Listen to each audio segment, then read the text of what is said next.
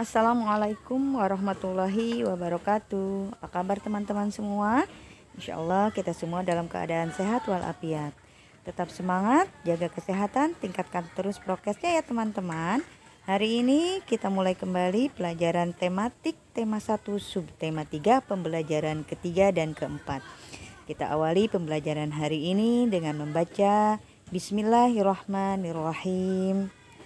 Silahkan kita simak semuanya video pembelajaran hari ini. Anak-anak, coba kalian perhatikan gambar berikut ini ya. Siapa yang tahu ini gambar apa? Ini adalah gambar Jembatan Suramadu yang ada di Madura. Jembatan Suramadu ini menghubungkan Pulau Jawa dengan Pulau Madura. Pulau Madura masuk dalam Provinsi Jawa Timur. Meskipun demikian, secara geografis Pulau Madura terpisah dengan kabupaten-kabupaten lain di Jawa Timur. Madura merupakan pulau tersendiri yang terpisah dengan Pulau Jawa. Untuk mencapai Pulau Madura harus melewati Selat Madura. Namun sekarang, ini berkat kemajuan pembangunan nasional, telah dibangun Jembatan Suramadu yang melintasi Selat Madura dan menghubungkan Surabaya dengan Madura. Dengan demikian, untuk mencapai Pulau Madura bisa melalui perjalanan darat. Perhatikanlah gambar berikut ini ya, anak-anak. Indonesia merupakan negara maritim dan kepulauan terbesar di dunia. Negara maritim adalah negara yang memiliki perairan yang luas. Hampir 2/3 wilayah Indonesia merupakan lautan, antara pulau satu dengan pulau yang lain disatukan oleh laut. Kondisi geografis Indonesia sebagai negara maritim dan kepulauan menyimpan potensi yang besar dalam bidang ekonomi, sosial, budaya, transportasi, dan lainnya. Potensi-potensi tersebut dapat menjadi modal yang penting dalam pembangunan nasional guna mewujudkan kesejahteraan masyarakatnya. Kelompok masyarakat yang bisa merasakan langsung potensi kekayaan sumber daya kelautan ini adalah masyarakat yang berada di pesisir. Banyak jenis pekerjaan yang bisa diusahakan untuk menunjang kehidupan ekonominya. Berikut ini adalah jenis-jenis pekerjaan yang berkaitan dengan pemanfaatan sumber daya laut. Yang pertama, nelayan. Yang kedua, pedagang ikan. Yang ketiga, petani garam. Yang keempat, petani rumput laut. Yang kelima, budidaya kerang mutiara. Yang keenam, usaha pariwisata. Yang ketujuh, jasa pelayaran. Berikutnya adalah pertambangan minyak dan masih banyak jenis-jenis pekerjaan yang lainnya. Coba kalian cari informasi ya, jenis pekerjaan apa lagi yang berkaitan dengan pemanfaatan sumber daya laut. Nah, anak-anak, itulah tadi contoh jenis-jenis pekerjaan yang berkaitan dengan pemanfaatan sumber daya laut ya. Anak-anak, berikut ini beberapa dampak yang diakibatkan oleh letak dan kondisi geografis bangsa Indonesia sebagai negara maritim. Yang pertama, komunikasi dan interaksi antar penduduk menjadi lebih mudah, baik antar warga Indonesia maupun orang Indonesia dengan warga asing. Yang kedua, terjadinya perbauran, percampuran, atau peluburan nilai-nilai antar pulau dan antar negara. Yang ketiga, munculnya perkampungan-perkampungan etnis tertentu seperti pecinan dan kampung Arab. Yang keempat, terjadinya perubahan perilaku masyarakat karena pengaruh masuknya pola dan nilai perilaku dari pulau, daerah, maupun negara lain. Dan yang kelima, terjadinya perpindahan ilmu, pengetahuan, dan teknologi. Itulah beberapa dampak yang diakibatkan oleh letak dan kondisi geografis bangsa Indonesia sebagai negara maritim ya. Selanjutnya, berikut ini dampak positif dan negatif yang timbul sebagai akibat dari letak dan kondisi geografis Indonesia sebagai negara maritim dan kepulauan. Dampak positifnya antara lain dilalui jalur perdagangan dunia. Kemudian, kaya akan sumber daya alam laut. Yang ketiga, memiliki keberagaman budaya. Yang keempat, memiliki potensi wisata bahari. Yang kelima, keberagaman sumber daya manusia. Itulah dampak positif yang timbul akibat letak dan kondisi geografis Indonesia sebagai negara maritim dan kepulauan. Selanjutnya, berikut ini dampak negatifnya. Yang pertama, tidak meratanya potensi alam. Yang kedua, tidak meratanya pembangunan. Yang ketiga, sulitnya pengawasan wilayah. Yang keempat, rawan terjadinya konflik kedaerahan. Dan yang kelima, masuknya budaya asing yang tidak sesuai dengan budaya Indonesia. Itulah dampak positif dan negatif yang timbul akibat dari letak kondisi geografis Indonesia sebagai negara maritim dan kepulauan. Anak-anak, keberagaman yang disebabkan adanya perbedaan antara pulau satu dengan pulau yang lainnya tidaklah menjadi pemecah dan perenggang, namun justru menjadi pemersatu karena antara yang satu dengan yang lain bisa saling melengkapi. Hal ini sesuai dengan semangat persatuan dan kesatuan seperti pencerminan nilai-nilai Pancasila, khususnya Sila Persatuan Indonesia. Selain itu, juga mencerminkan nilai-nilai yang terkandung Sila keadilan sosial bagi seluruh rakyat Indonesia. Tahukah kamu, meskipun terdiri atas 5 sila, namun Pancasila itu merupakan satu kesatuan yang utuh. Pancasila merupakan satu kesatuan yang bulat dan utuh dari kelima silanya. Sila ke-1 menjiwai sila kedua, menjiwai sila ketiga, keempat, dan kelima. Sila kedua dijiwai oleh sila ke-1, ketiga, keempat, dan kelima, dan begitu seterusnya. Setiap sila yang membentuk Pancasila juga sebagai satu kesatuan yang mutlak, tidak dapat ditambah dan dikurangi ya. Oleh karena itu, Pancasila tidak dapat diubah menjadi Trisila atau Ekasila. Untuk menambah pemahamanmu bahwa sila-sila dalam Pancasila merupakan satu kesatuan yang utuh dan setiap sila dijiwai dan menjiwai sila yang lain, perhatikan contoh berikut ini. Berikut ini adalah sebuah kegiatan musyawarah yang diadakan di kelas untuk memilih ketua kelas. Kegiatan pemilihan ketua kelas ini mencerminkan beberapa sila dari Pancasila. Yang pertama, sila keempat, kerakyatan yang dipimpin oleh hikmat kebijaksanaan dalam permusyawaratan perwakilan. Kegiatan ini adalah kegiatan musyawarah untuk mencapai mufakat sesuai dengan sila keempat ya. Selanjutnya, sila kelima, keadilan sosial bagi seluruh rakyat Indonesia. Kegiatan pemilihan ketua kelas ini harus dilaksanakan secara jujur dan adil, sehingga sesuai dengan sila kelima dari Pancasila. Berikutnya adalah sila ketiga, Persatuan Indonesia. Dengan adanya kegiatan pemilihan ketua kelas ini, maka diharapkan seluruh anggota kelas akan bersatu dengan adanya ketua kelas. Berikutnya, sila kedua, kemanusiaan yang adil dan beradab. Anak-anak, kegiatan pemilihan ketua kelas ini harus dijalankan secara baik dan tidak merugikan orang lain. Nah, anak-anak, itulah pencerminan dari beberapa sila Pancasila dalam hal pemilihan ketua kelas. Anak-anak, dalam kehidupan sehari-hari, kalian harus dapat menerapkan nilai-nilai luhur yang terkandung dalam sila-sila Pancasila. Nenek moyangku. Nenek moyangku seorang pelaut, gemar mengarung luas samudra. Menerjang ombak tiada takut. Menempuh badai sudah biasa. Angin bertiup layar terkembang. Ombak berdebur di tepi pantai. Pemuda berani bangkit sekarang. Ke laut kita beramai-ramai. Anak-anak, berikut ini adalah syair lagu Nenek Moyangku, ciptaan dari Ibu Sud. Nah, mari kita nyanyikan lagu ini bersama-sama ya.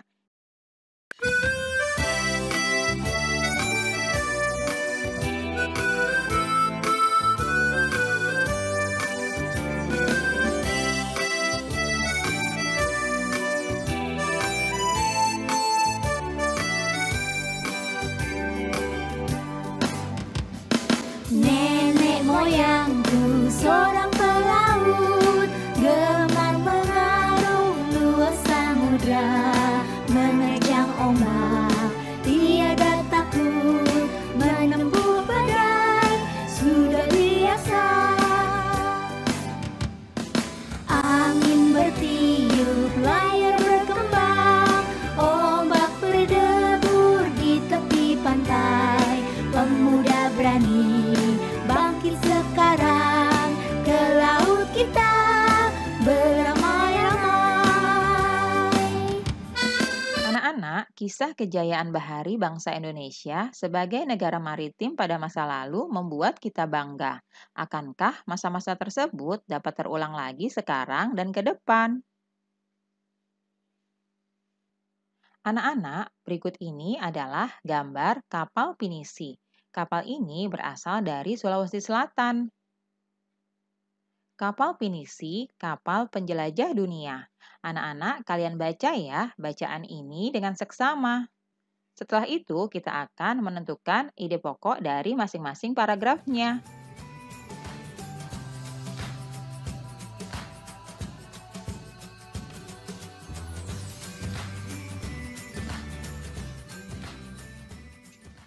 Nah, kalian sudah membaca wacana yang berjudul Kapal Pinisi, Kapal Penjelajah Dunia. Berikut ini adalah ide pokok paragraf 1. Kapal pinisi adalah sebuah kapal layar kebanggaan masyarakat Sulawesi Selatan. Ide pokok paragraf kedua. Pinisi ini diambil dari nama seseorang yang bernama Pinisi. Ide pokok paragraf ketiga. Kapal pinisi adalah kapal istimewa. Ide pokok paragraf keempat. Upacara atau ritual yang dilakukan dalam membuat kapal pinisi. Ide pokok paragraf kelima. Peluncuran kapal pinisi dilakukan pada saat air laut pasang dan matahari sedang naik. Berikutnya ide pokok paragraf ke-6. Walaupun terbuat dari kayu, kapal ini mampu bertahan dari terjangan ombak besar di laut lepas. Ide pokok paragraf ke-7. Kapal pinisi umumnya memiliki 2 tiang layar utama dan 7 buah layar. Selanjutnya, ide pokok paragraf ke-8. Kapal pinisi umumnya ada 2 jenis. Ide pokok paragraf 9. Kegunaan kapal pinisi. Ide pokok paragraf 10. Kapal pinisi dijadikan lambang salah satu gerakan WWF, yakni SOSOK. Itulah tadi ide pokok masing-masing paragraf dari bacaan yang sudah kalian baca tadi ya. Anak-anak, berikut ini kondisi geografis berupa kepulauan yang terdiri atas lebih dari 13.000 dan tersebar dari Sabang sampai Merauke, mengakibatkan beragamnya budaya bangsa Indonesia. Masing-masing daerah atau pulau memiliki budayanya masing-masing yang berbeda dengan daerah atau pulau yang lain. Budaya antara suku bangsa satu dengan yang lain juga berbeda-beda, seperti bahasa, adat istiadat, tradisi, sistem kepercayaan, dan sebagainya. Berikut ini adalah ciri keragaman budaya lokal Indonesia. Yang pertama, keragaman suku bangsa. Yang kedua, keragaman bahasa. Yang ketiga, keragaman religi atau agama. Dan yang keempat, keragaman seni dan budaya. Keragaman suku bangsa. Suku bangsa di Indonesia diklasifikasikan menjadi 19 suku induk. Keragaman bahasa, Indonesia masuk ke dalam rumpun bahasa Austronesia yang terbagi lagi ke dalam subrumpun dan wilayah-wilayah bahasa. Keragaman religi atau agama, 6 agama yang diakui pemerintah Republik Indonesia yaitu Islam, Katolik, Kristen, Hindu, Buddha, dan Konghucu. Yang terakhir, keragaman seni dan budaya. Salah satu wujudnya adalah kesenian, baik seni sastra, seni tari, seni musik, seni drama, dan sebagainya. Itulah ciri keragaman budaya lokal Indonesia. Berikut ini contoh budaya asli Indonesia. Yang pertama adalah reog. Reog berasal dari daerah Ponorogo, Jawa Timur. Yang kedua, tari kecak. Tari kecak ini berasal dari Bali.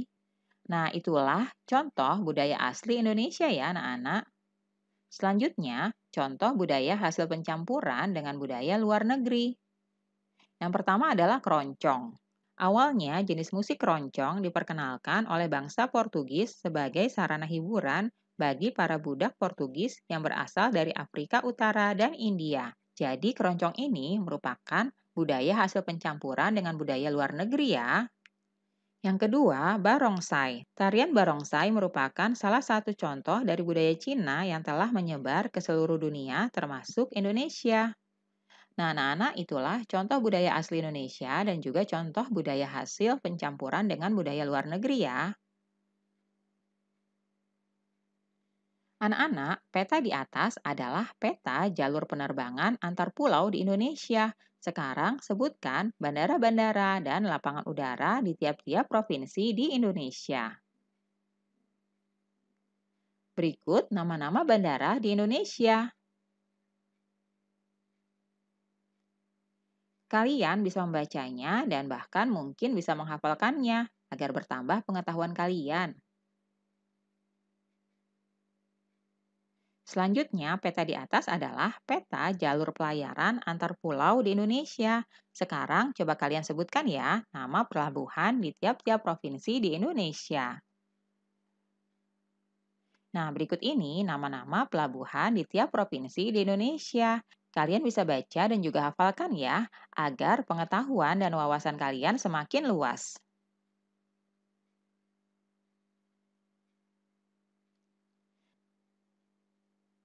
Nah, anak-anak, itulah tadi nama-nama pelabuhan yang terdapat di setiap provinsi di wilayah Indonesia. Anak-anak, kemajuan dan perkembangan bidang transportasi antar pulau akan makin memperkuat persatuan dan kesatuan bangsa. Hal ini sesuai dengan nilai-nilai yang terkandung dalam sila-sila Pancasila. Berikut adalah contoh-contoh kegiatan pengambilan keputusan bersama yang sesuai dengan nilai-nilai Pancasila. Misalnya di sekolah, kegiatan pengambilan keputusan bersamanya antara lain pemilihan ketua kelas, penentuan waktu dan tempat ekstrakurikuler, dan rapat penentuan pengurus koperasi sekolah. Di rumah, contohnya menentukan lokasi liburan keluarga, pembagian tugas di rumah, dan musyawarah saat ada masalah di rumah. Di masyarakat, contohnya pemilihan ketua RT, rapat jadwal dan lokasi kerja bakti, dan pembentukan jadwal ronda.